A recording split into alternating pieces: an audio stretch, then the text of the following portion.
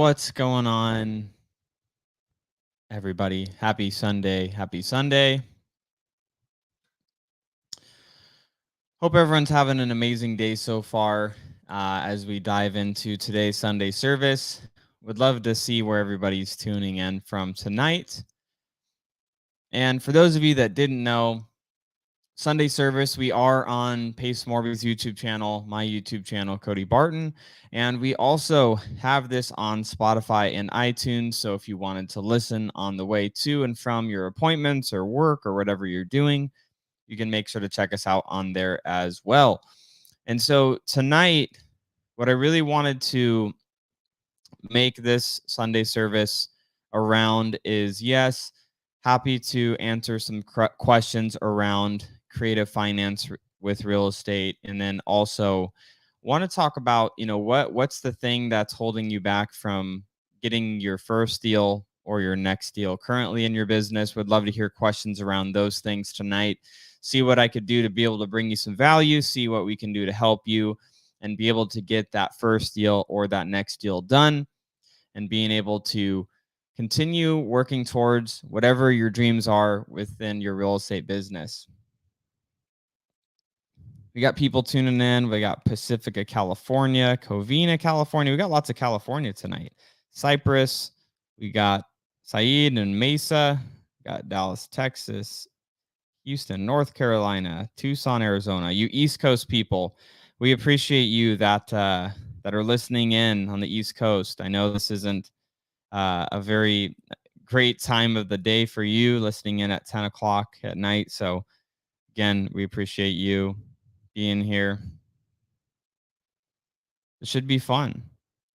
And yes, for everyone wondering, Pace is in Montana, attempting to find a place that he can buy with some land, like a little ranch, little Yellowstone action for those of you Yellowstone fans. I'm curious, who in here has seen the TV show Yellowstone? My only regret is I would just wish it had more episodes, so I get sad. But great show.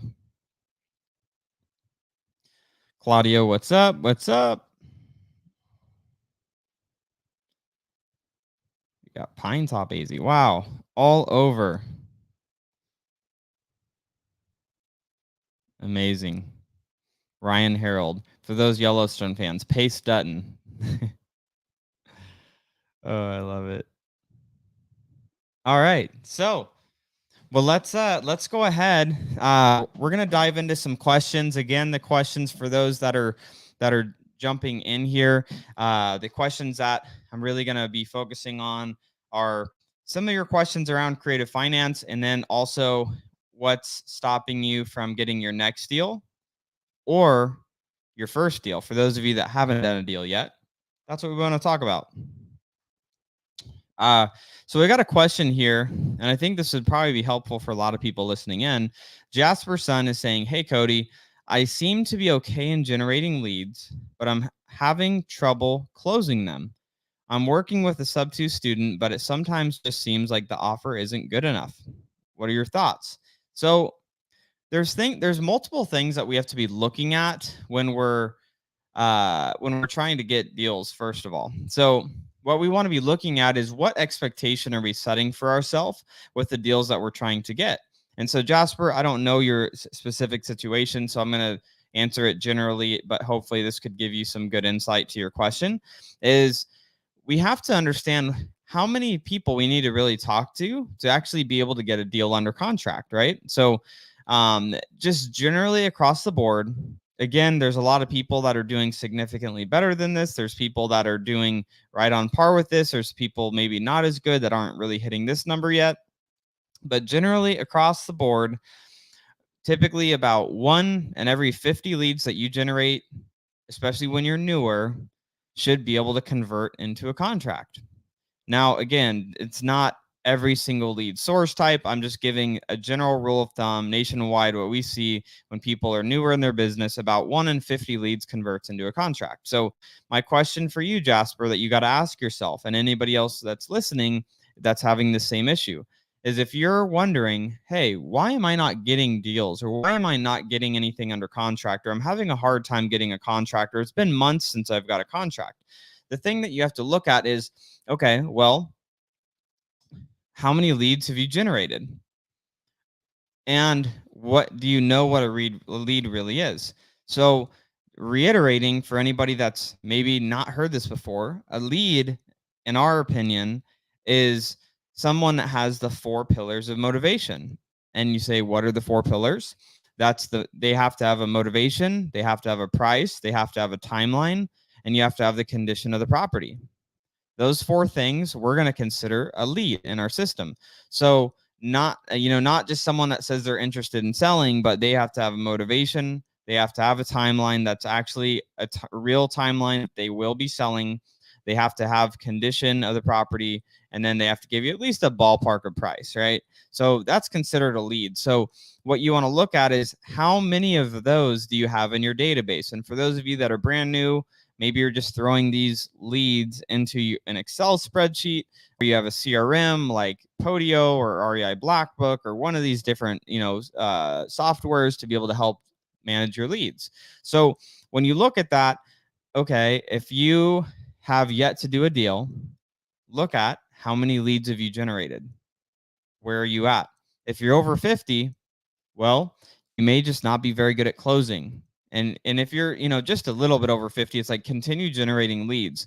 And if you're in Jasper's situation where you're not great at closing sellers, like for myself, for example, I don't really like doing sales, and I didn't really enjoy doing the closing when I had my real estate investing business first starting. But I did it because it was a necessary evil to just get my business going. And so as soon as I possibly could, and that's when Pace and I linked up together with our businesses, is I was able to lean on him to do the closing. So what Jasper's saying is he's squatted up with a sub 2 student of Pace's and is trying to have them help close the deal. And so the thing you have to realize, Jasper and everybody else, is when you're attempting to get deals under contract, the challenge is if you're not tracking the activity that you're doing, you're unable to actually be able to know how good you're doing or how bad you're doing, because you want to be tracking, okay, how many leads have I gotten? How many times have I called these leads? How many offer attempts have I tried to make on those? If you don't have any of that data, it's hard for you to be able to make any changes. It's kind of like going to the gym and like you're working out really hard, but then you go home and eat a pizza, and then you eat ice cream, and then you eat junk food for dinner, and then you're eating crap food every day, and you're working really hard going to the gym, but you're not tracking the important component of what actually changes things within your body, which is going to be your diet. And so you could be working really hard trying to generate leads, talking to some sellers, but if you're not tracking and paying attention to what you're actually doing in your business, you're going to be unable to make intelligent decisions around what you need to change. Because what you may need to change is you just need to make more calls on a daily basis. Or maybe what you need to change is that you need to generate more leads, right? So those, hopefully that gave some perspective, Jasper, to that question. And if you're having, and when it comes to the offer not being good enough, I'm just going to address that real quick here too. Most of the time, people are not going to take your offer. Notice how I said on, around 1 in 50. So that means, Jasper, that you would have had to had 49 people you attempted to give an offer to, or you attempted to create some creative finance terms with, that said, no, you're crazy, you're stupid, you're a piece of crap for giving me a low offer, you're an idiot, no one would ever take that type of offer. That's what you have to go through to be able to get to that other side where you actually get a deal done. It's a numbers game. All right, Jasper, thank you so much for that question. Hopefully that was helpful for you.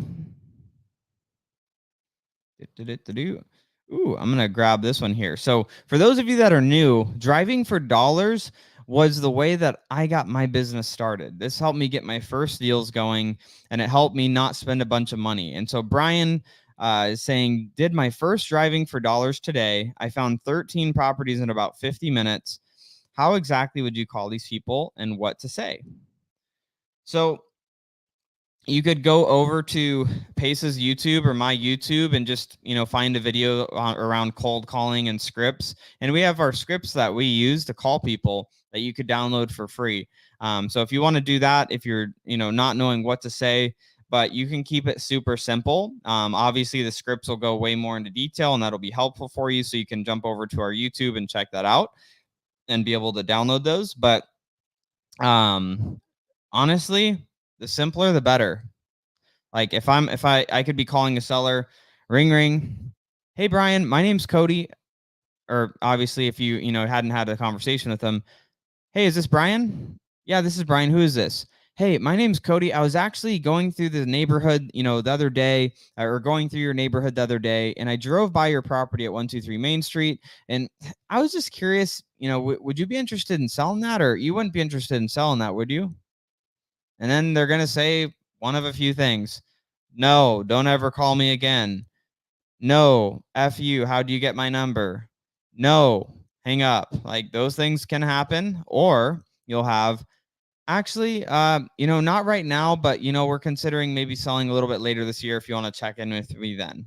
Or actually, we would be interested in selling. What do you want to offer? Or yeah, I'd sell it. What do you want to offer? What's your offer? What's your offer? Like those are like general like types of responses you're going to get. And so that's when then you're going to want to dig into those 4 pillars a little bit more, understanding like, okay, well, Brian, tell me a little bit more about the property. Obviously I drove by it. This isn't an area that I am buying properties in. What's the condition like on the inside? Have you done any remodeling recently? Like, finding out about those 4 pillars. What's the condition? What's the timeline? Hey, Brian, I'm looking to buy a property here in like the next 30 to 60 days in this neighborhood.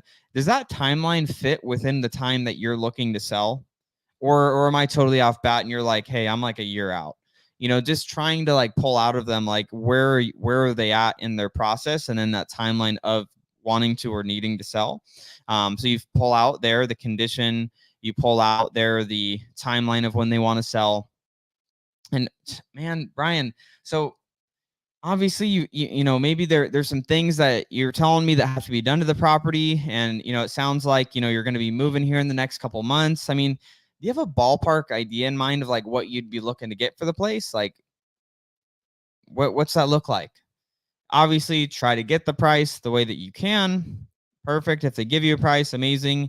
If they're like, well, no, what's your offer? That's a great question. And that's exactly why I'm calling, is because I'm trying to just get a little bit more information about the condition of the property, what your timeline looks like, because I only have a certain amount of funds that I allocate to purchase properties. And it'll depend. My offer sometimes can depend based on the amount of funds that I have available. And so I am looking again to buy in the next 30 to 60 days. And you said that timeline does work for you. With that being said, do you have like an idea in mind of what ballpark you'd be looking to get? So then you can maybe get a range of price. Or if they're giving, they're really tough personality and they're like, no, I want to know your offer. Okay, no problem. Well, even if it was like a pie in the sky number, like, what would make you stoked to move? Okay, maybe they give you a number. Maybe it's a little ridiculous, but you at least get a number out of them at that point. So you figured out the timeline, the condition, the price. Shoot, Brian, I mean, you told me that the properties and it's generally in okay condition. You've had it for a lot of years. You're going to be, wanting to do this in the next couple of months. Can I ask, why don't you just keep it? You mentioned you were going to be moving, but, why don't you just keep it as a rental? Why don't you list it? Why don't you do 1,000,001 other options besides selling to you? That's how our sales team is trained to close these deals, and that's how you have those conversations. And so that's how I had those conversations when I was having a direct conversation with a seller. Just keeping it easy. We got to remember these sellers, they're normal people like you and I. They have families, they have goals, they have dreams, they have stresses in their life, they have different things going on. So it's just like being a normal human and having that conversation and just catering it towards the information you need to gather, which again, that's, you got to find out those criteria to know if you could even go further. Because if they tell you that, you know, they're not that interested in selling, they don't have a timeline, they're not super motivated, that's probably not someone you want to continue really following up with, because there's no real motivation. You want to deal with serious sellers, not curious sellers. Curious sellers will sell for a pie in the sky number. Serious sellers have a definite timeline that they will be selling, whether they're selling to you or somebody else. They have a definite timeline of when they're going to sell. So Brian, hopefully that was helpful. I need to get to some of these questions here. Seeing a bunch of these popping down here.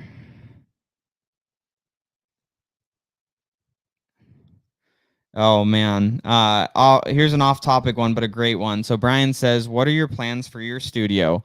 I'm such a lazy POS with my home studio. Pace probably wants to strangle me half the time.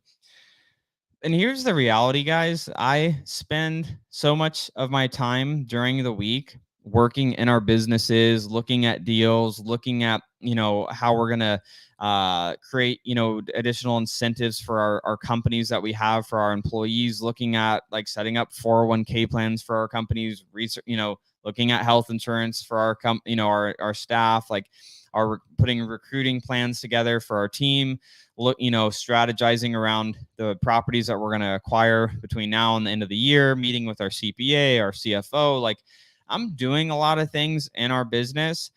And for me, it's just gotten to a point where I'm like, my content is excellent. I put out good shit. People need the information that I'm sharing.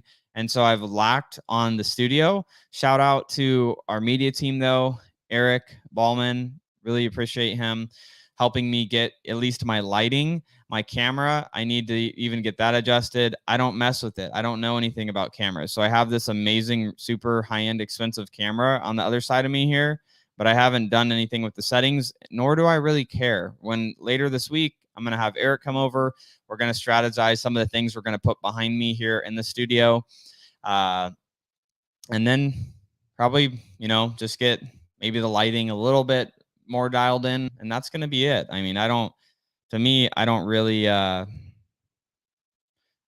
care that much. I just want to make sure the quality looks good, so all you knuckleheads watching or can appreciate the background and everything.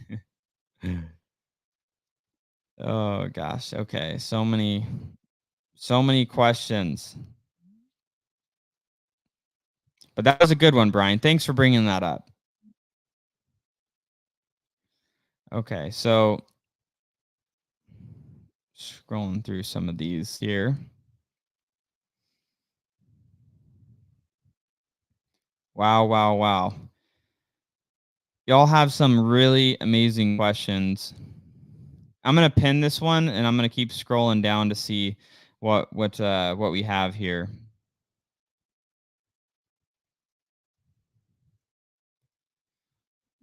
Daniel saying shout out to the car keys S-Class. Thank you. I do enjoy my S-Class. Sweet. Okay. We got a lot of good questions. So I'm gonna keep cruising through here, try to bring some good answers for all of you here. Let's see. So Daryl Banks sub 2 is saying, Cody, what is the role of an integrator on your team? So when we're looking at integrator, visionary in general, typically like visionary personalities are going to be more like sales and marketing driven. Like that's typically going to be kind of the mindset of a visionary. Integrators typically going to be more operations, risk management, finance, systems, all of those things. And so that's what you're looking at as some of those differences. And specifically within a real estate company, real estate wholesaling business, for Pace and myself, when we were a lot more active and doing a lot of the things ourselves. For me, that was managing our systems, making sure that we had leads coming in, making sure that appointments were being set for our sales team, which was Pace, and then our sales team that we had working under him. And then when he would get those contracts closed, then I would, basically work with dispoing those properties. When it came to negotiating, sometimes Pace would get involved at that point, is trying to get us the best spread on some of those deals based on what the deal was. And so really that's the dynamic of integrator visionary. It's typically those two things: visionary, more sales marketing driven, as far as like big ideas around marketing, not like implementing the nitty gritty around marketing. And then the integrator, again, operations, systems, lead generation, managing the team, those sorts of things are a lot of the things integrators are typically doing.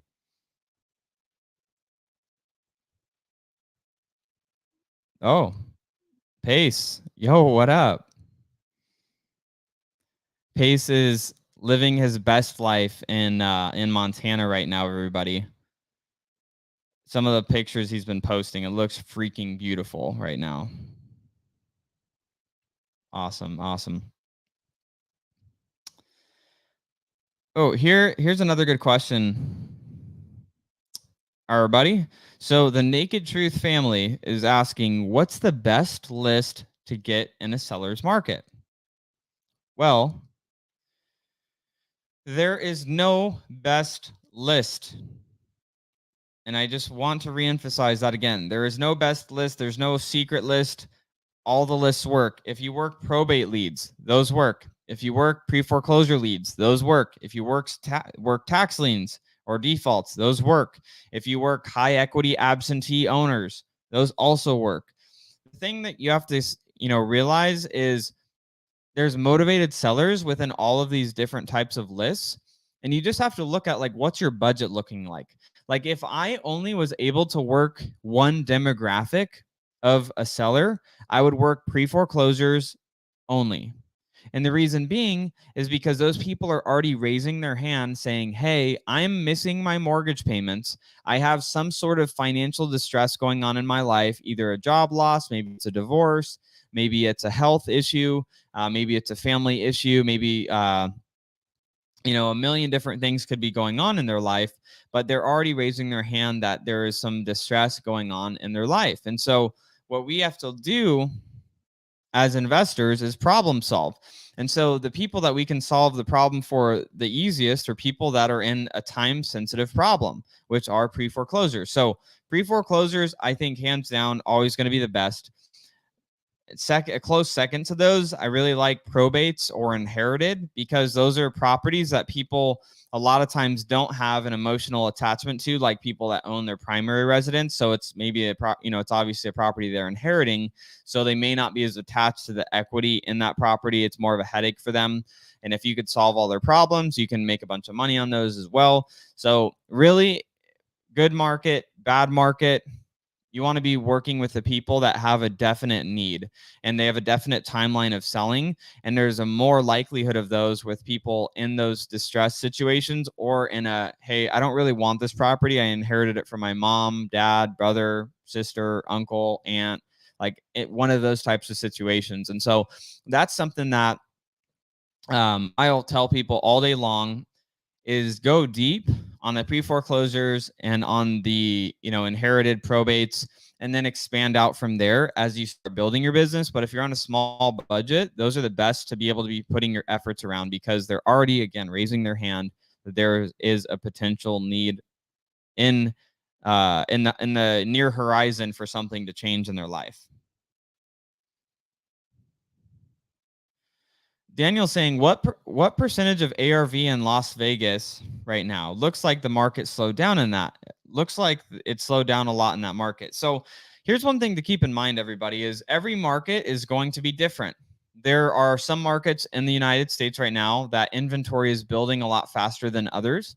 And what you have to do is become an expert in your local market. I track the active listings in Arizona, and back in March, we were at 3,000. We're now at 18,700 as of today. That sounds scary. It sounds like a lot. A healthier market's around 25 to 30,000 listings. That's a more healthy market. So we're still lower inventory. Yes, that is something to be paying attention to. So Daniel, my response to you and everybody listening is you have to understand what's happening in your market. And you have to know what is a low inventory for your market, what is a normal inventory, and then what is an oversupplied inventory where it's more of a buyer's market because of how many properties are for sale. So those are things that you just have to be paying attention to in your market. I don't do deals in Nevada. I don't market in Nevada. So I'm not going to be the best one to give you insight on what people are buying at in Nevada. So that's something that you want to do that research.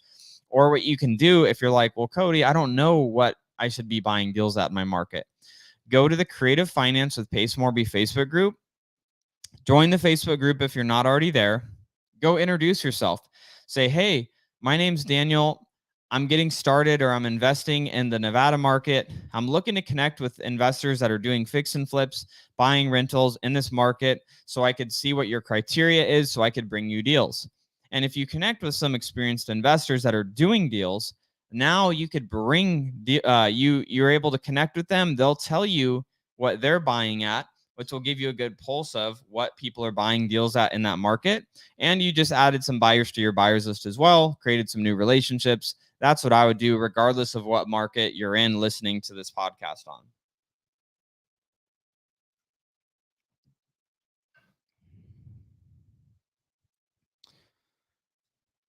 Okay, let's see here.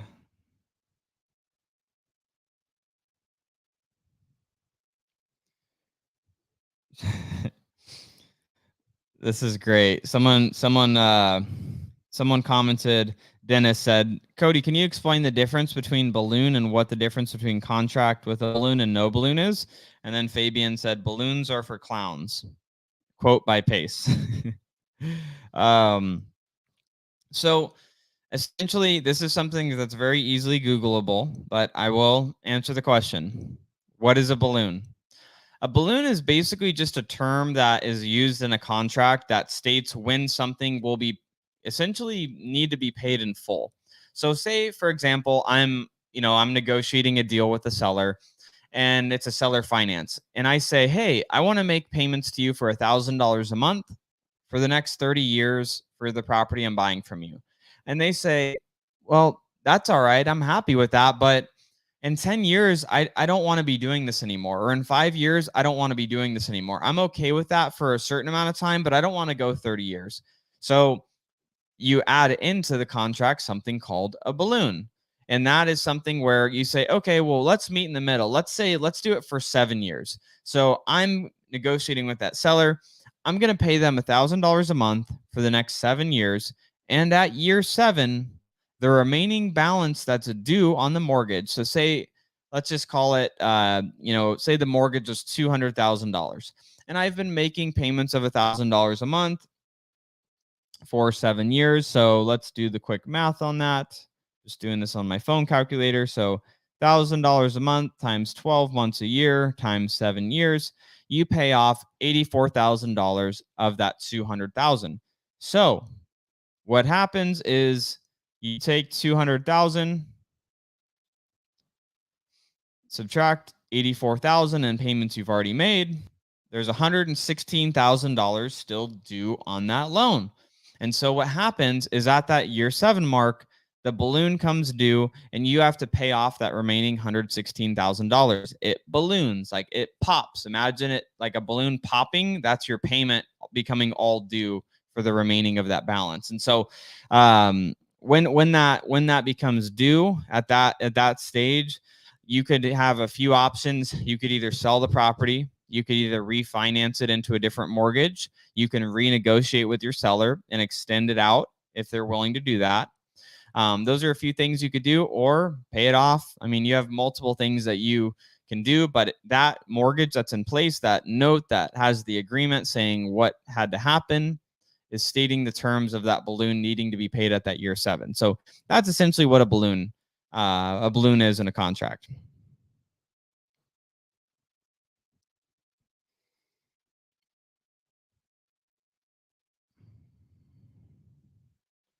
New Life Kenya says, love it. You rock, Cody.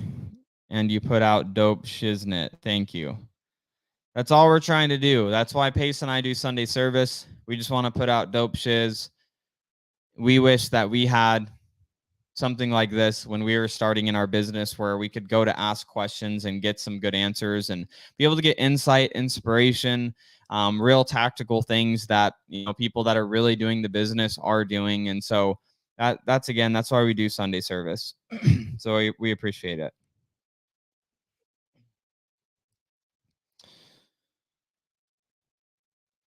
Oh, good. Let's see what Benjamin. We appreciate the things you do behind the scenes. Yep, that's me. I'm like if you guys have seen like The Wizard of Oz, and then you get to the end of the movie in The Wizard of Oz, and then you see this guy and they like pull the curtain back, and then there's this guy like pulling like these like all these different levers all over the place. That's essentially me. I'm the guy behind the curtain doing all the weird stuff.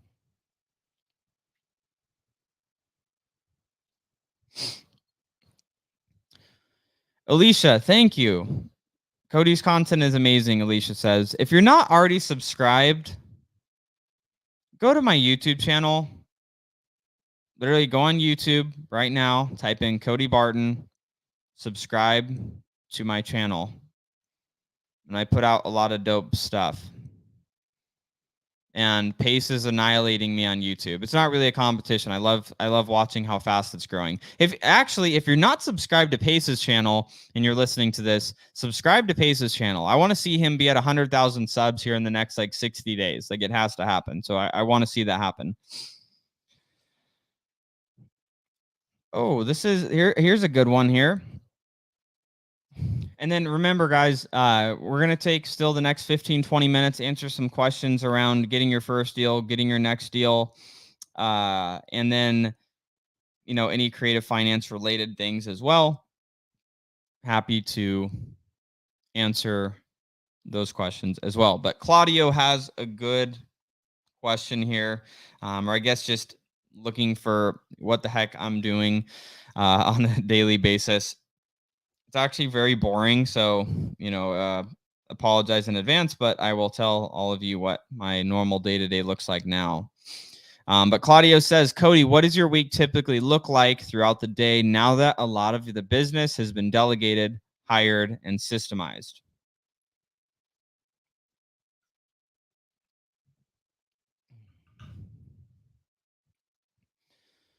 All right. So on a weekly basis, Claudio, my day looks a lot like this. And I'm trying to, because on a week to week, it changes a little bit, but generally throughout the week, at the beginning of the week on Mondays and Tuesdays, I do meetings with all of the leaders and the companies that we have. So within our different companies that, you know, we hold our rentals, our Airbnbs, I have meetings with our asset manager, our operations manager for our real estate company. I have meetings with our the leadership team at Start Virtual. I have meetings with our media team that, you know, puts out all of the cool YouTube content and all the different stuff that we're doing, and all that helps facilitate all these crazy challenges like Zero to Hero, the Elephant Challenge, and everything else that you see going on. So I do a lot of those meetings and then help establish, you know, additional leaders within our companies, because once you get your business up and running, your business really becomes about your people, your processes, and then the product or service that your company fulfills on.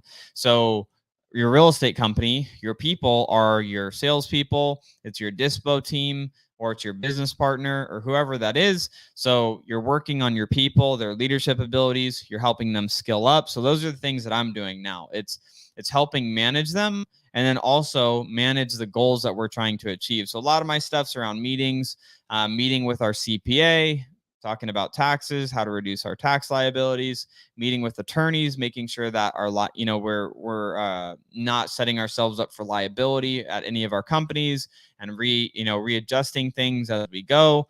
Working with our HR department between our companies, making sure that our processes for HR are in place. So honestly, a lot of the boring stuff. I work, the finance team, our CFO. Like I had a 4-hour meeting on Thursday, just going through our different companies, how we did for the last month, what we're looking at, projecting for the next month, capital that's going to be required for projects coming up, capital that's coming back from projects that are finishing up. I mean, those are a lot of the things that I'm doing now. It's a lot of the strategy behind how our businesses are growing and working on empowering the people in our organization to be the best that they can be, because that's what I believe as leaders. Once you've built a business that is making money and you're starting, and you're continuing to grow it, our job is to be good stewards of our business and be great leaders for people and be able to help them start achieving their goals. So those are a lot of the things that I think about and try to spend time on. Obviously, we want to make more money and the businesses to continue to grow, but how that happens, that's a fruit.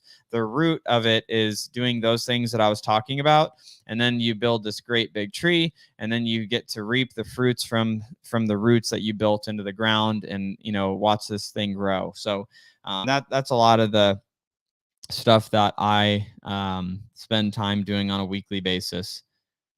I know it's not exactly perfectly specific because it's a little bit different every week, but those are around the meetings and things that I focus on.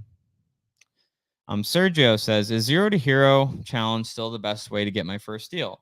I would say yes, if your goal is to go direct to seller. If you want a direct to seller business, going to the zero to hero REI, going to zero to hero rei.com. That's basically a challenge that people are always complaining that I don't have any time to build my real estate business, or I work a 9 to 5, or I just don't have time to do this thing. And so what myself, Pace, and Matt decided to do last year was we're tired of hearing that excuse. So we'll let people vote on us going to some random market. We got told to go to North Carolina, and we started a real estate business from scratch. We created a new name. We created a new website. We created the logo. We set up our marketing systems. We set up everything, and then started generating leads, and then started following up with those leads. And then we got 2 contracts at the end of 15 days of starting that, doing it 3 hours a day, 5 days a week for 3 weeks. And that's what we did. And that's what zero to hero rei.com is all about. And so, yeah, and we recorded all of it. So it's literally like you watch me fumbling around on the computer, setting up the system, and you watch, Matt fumbling with, a seller, that, conversation that goes sideways. Like, though, you got to see all the real stuff in that. So, yeah, if your goal is to go direct to seller, the answer to that question, Sergio, is yes.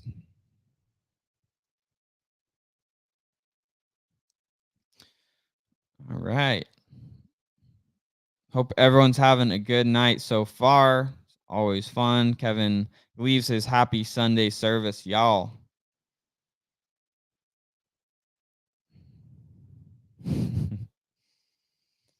Michelle, thank you for being a subscriber on my channel. Make sure you're subscribed to Paces too if you're not already.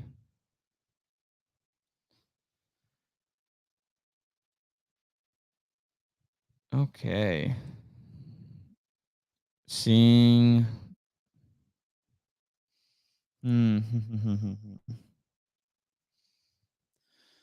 Emilio says, Cody, how does one get you to be a guest speaker on their live Zoom meetups with their group? Would love to give the integrators in our group an amazing guest speaker.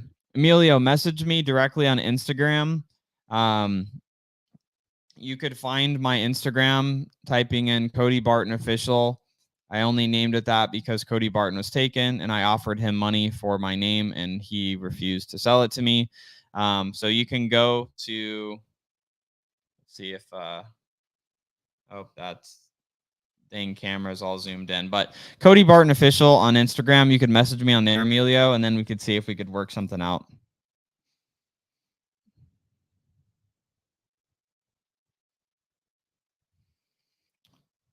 All right. Let's see. Kenny says, how come we never see anything from Matt Beard anymore? Go check Matt Beard out on YouTube, Kenny. He's still posting a lot of content out there.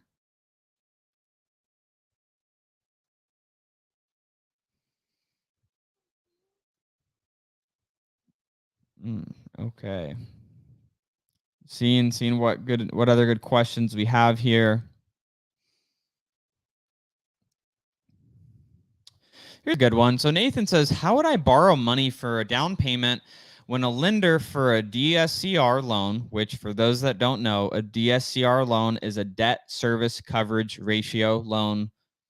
You can go on Google, type in what is a debt service coverage ratio loan, and you could find an answer there directly. For those of you that are like, what the heck is that? But they want to source where the down payment money came from.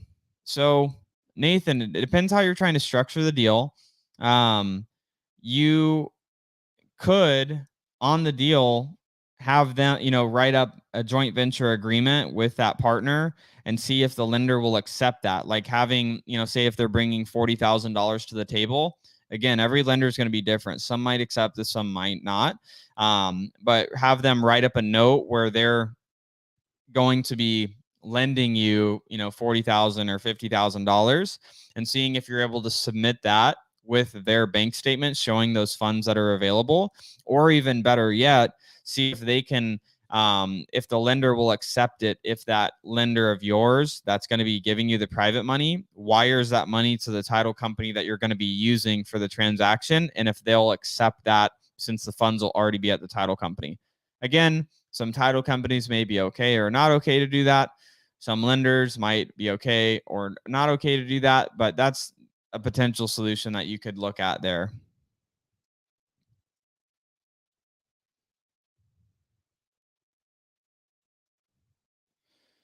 Super Mario, 0 to Hero is A to B on building a business, systems, and sales. Super powerful and dope.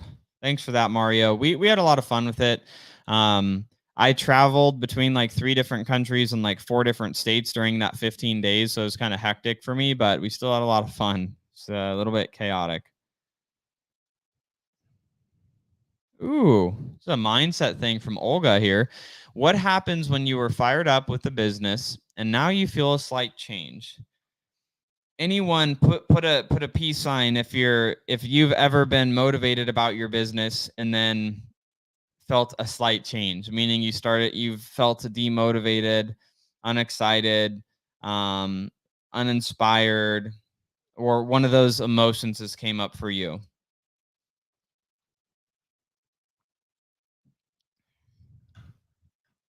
So I'm going to give you the answer to this, Olga, but then I'll also give you like some insight for me. So what I look at is when like I start to feel uninspired or like I just start to feel a little bit not motivated, is one of the things that begins to happen is like you're just, chipping away at the business, is like it can become lonely. So like having some battle buddies to be able to link up with, like for those that aren't in Pace's sub 2 community, it's a great community to be able to plug into, where you can link, go into creative finance with Pace Morby Facebook group, introduce yourself in there, try to squat up with some people that are doing deals in the market that you're doing deals in. Try to get together with them. Community is what helps keep you going. Motivation gets you started. Community gets you going for the long haul. Find people that are doing what you want to do. Go to lunch with them, go to dinners with them, meet up with them, a couple times a month, squat up with them, see like what deals they're working on, how you could bring them value, and vice versa. When you have a community of other people that are inspired and on the same mission as you are, it can keep you going. And for me, what I look at, Olga, is, and it's crazy to think this because it hasn't even been 5 years, but I had a mentor of mine tell me when I was 17 years old, and that's when I started my entrepreneurial journey in life. He told me, he's like, Cody, if you're not going to commit at least 5 years to being successful in this business, don't even start. Don't even waste your time. And so I've taken that to heart on any endeavor that I've gotten involved with, is, giving it 5 years to be successful. Not like I'm going to wait 5 years to be successful. I'm going to be successful faster. And then when I get bored and, disheartened and disenchanted from like the challenges along the way, I'm going to keep cruising away for 5 years. And then in 5 years, I could look up, and say, you know what, I did I give this my best shot? Did I not? Where am I at? How did I do? And so that's what I look at. Is I try to look on bigger time horizons. I think everybody's looking on how to get a deal today, how to get a deal in their first 30 days, how to get rich in 6 months, how to get rich in a year. It's like, I'm trying to be rich for life, not rich for a season. And so that's what I think, when you change up your perspective around like your time frames and like the time horizon of what you're trying to accomplish, it becomes a little bit less pressure and a little bit just more like relieving of, okay, I'm committed to this for the long haul. Like I'm not just doing this for a short period of time. I'm not giving this a shot. I'm committed. And you know the difference between interested and committed is committed is doing what you said you were going to do long after the mood that you said it in has passed you. So it's doing what you said you were going to do when you were all excited on day 1. 6 months down the road, when you wake up and you're tired and like you've been getting beaten up by sellers and things aren't going your way, and still continuing to follow course. So hopefully that was helpful, but that's kind of what I look at. I think we turn our expectations into appreciations and just appreciate the journey and the things that we're doing, versus expecting a result so quickly and expecting to just happen so fast. It's work hard, but it's like having a healthy patience around like, hey, like I'm not going to be rich tomorrow. Like that's kind of the mindset that I try to keep in mind at all times, and just have that perspective.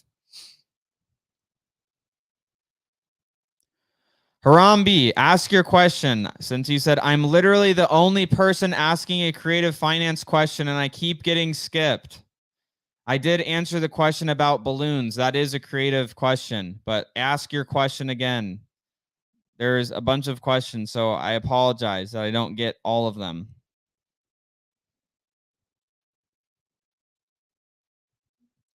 I'm going to watch for your question, Harambe. Oh, what up? Mr. Matt Beard popped in here. If you could only do one thing right now, what would you be focusing on? MMAs, money-making activities. That's what I'd be focusing on. What are the things that are going to get me to making more money? That's what I would be doing if I was in a newer state.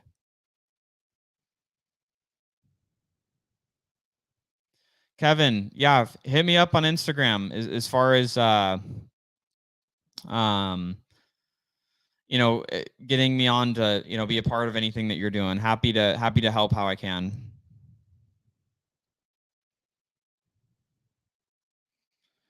All right, everybody.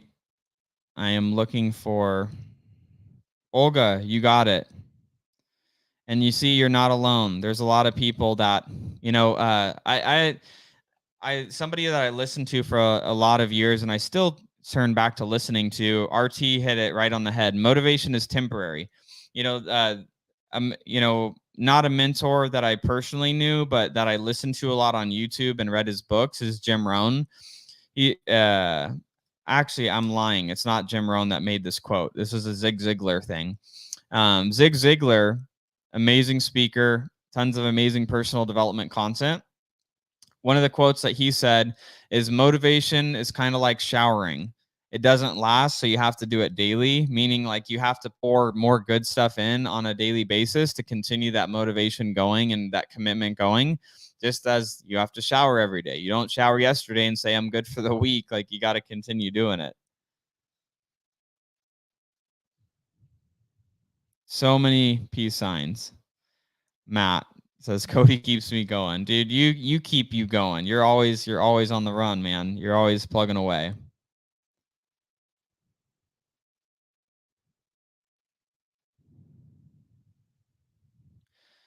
Here is Harambe's question, everybody.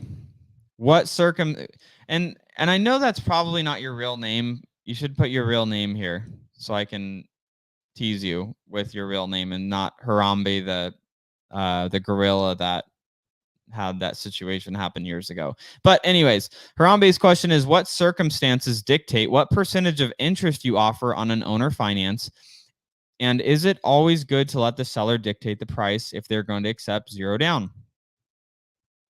There are so many layers to that. That's like a freaking onion. But let's just get right into how I address seller finances in general. I go after the best possible terms I could possibly get from the beginning. So generally, rule of thumb, like if a property is like, say, like $500,000 and under, I'm going to try to sneak my way into that deal with as little down as possible. So starting at, hey, you know what, $10,000 or $20,000 down, like kind of see like, you know, how much money they need down. Because more importantly, I find out what the seller needs, not what I want to offer Harambe and everybody else. So it's a conversation with the seller. So I'm just going to assume they're already open to seller finance in general. Yeah, I'm open to selling on a seller finance. So, okay, well, let's talk about it. So it was a rental for you. You don't want to be a landlord anymore. You want to upgrade and go to, you know, being a lender. So we're going to work out this deal here. So let's talk about the terms that need to make sense for you to be excited about this deal. So what amount of money are you looking to get as a down payment? Or, you know, what are you going to do with the money? Like those are questions that I would generally ask a seller. You know, what amount of money are you looking to get down? And they say, oh, well, you know, I was thinking 50 grand or 75 grand. Or if they say like a higher number, obviously I'm going to try to bring it lower. Okay, well, you know, I could see that. You know, for me, I'm looking to, you know, be able to put a little bit less down so then I can go and invest some money into the property, you know, renovating it a little bit, getting it up to, you know, 2022 standards. So you know, where do you think you'd need to be for this to be able to work on the down payment side and on the monthly payment? Like what are you thinking? And so I'm just going to continue to try to drive that down payment as low as possible to where I can try to get it to, I'm generally happy at 10% and under down on a deal. But generally I try to get it for 10,000 down, 15, 20, 25,000 down. And asking them like, what are you going to do with the money sometimes can help, because if they start thinking about, okay, well, if I got 25 grand down, I could pay the last $5,000 off my truck. I could pay my 7 grand in credit card debt. I'd have some extra cash in my pocket.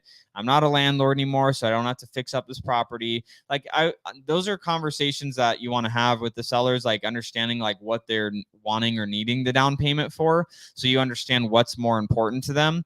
And then the monthly payment, then I just try to get that to be at a number where it's going to make sense for it to cash flow on that deal. Like if it's you know, a regular rental, I want to, you know, be looking at $350, $400 a month net cash flow on it. So that's what I'm typically going to offer, is based on like a payment where I'm going to net $350 to $400 a month as a rental. So that's how I structure it, is I back out my monthly payment to be where I'm going to net cash flow positive on a rental. Or if it's an Airbnb, I make sure it's at least, you know, as close to break even as possible on the rental, because if I couldn't Airbnb it down the road for some reason, I want to be able to pivot back to a rental if I had to. And then the down payment is just a kind of like a game going back and forth, figuring out how high or low I need to be. And then obviously you just make the decision on how much. I don't like to go significantly over market value with the part of your question where you're asking how much should I let them dictate on the price. Generally, like say for example, a property's worth 300,000, but they're willing to give me the exact down payment that I want, and they're going to give me my monthly payment to give them on my terms. I may pay 10% or 15% over if it's going for a long term of a loan. Like I'll pay $330 on a $300,000 property if I know I'm going to be you know, net cash flow positive. I know I'm putting in a reasonable amount of money down where it's still going to make sense for me, and I'm carrying this property for the long term. Sure, I'll do that. So that's how I look at that. More like I don't just like shoot out random offers. I craft the offers around like what the seller's looking for, and then what we need to have internally for our company to want to own that deal. That's what I do on that. All right, so hopefully that was able to help answer your question there. I'm gonna grab another question before we wrap up tonight. We'll do one or two, but based on the questions I see. Kevin says, we know this may not be your favorite thing to do, but you're good at it. Inspiring. Thank you. Just want to be here to help. And, I like seeing people do well. It gives me emotional income. Obviously, you have like actual income and then emotional income. And doing Sunday service is a labor of love. Obviously, that's why Pace and I have done this for freaking 3 years on Sunday nights, when we could be doing a million other things. We do this because we enjoy it, and it's fun, and we love seeing the progress that people are making on a daily, weekly, monthly, yearly basis.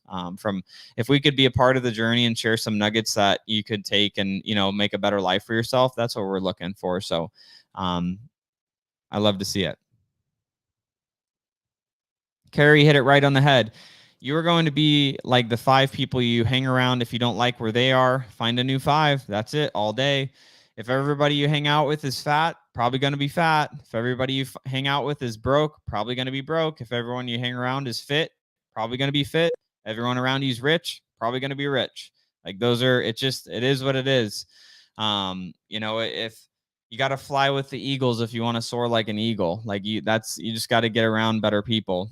And if you're sitting there thinking, well, I don't know anyone better, start networking. Go to meetups. Join the Creative Finance with Pace Morby Facebook group. Introduce yourself. I had a lot of friends online and virtually before I had as many people in my network that were local, that were movers and shakers and doing things. So you can network virtually too. So regardless of where you're at.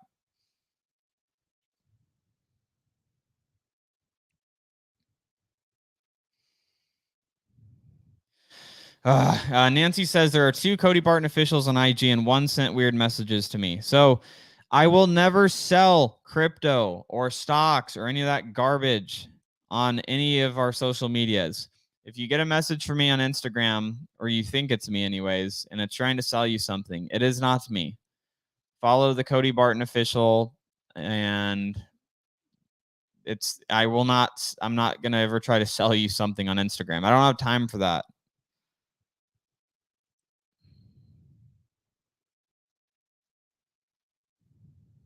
Ooh, Max Jimenez, what up? Welcome. For those of you that don't know who Max Jimenez is, amazing guy. Check him out on Instagram.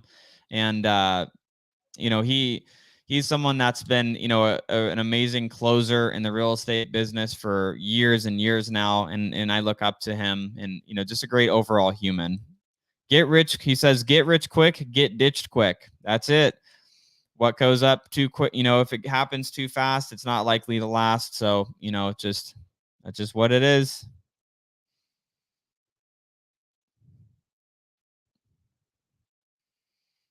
All right, let's find. I'm just gonna get one more question, and we are gonna wrap out of here.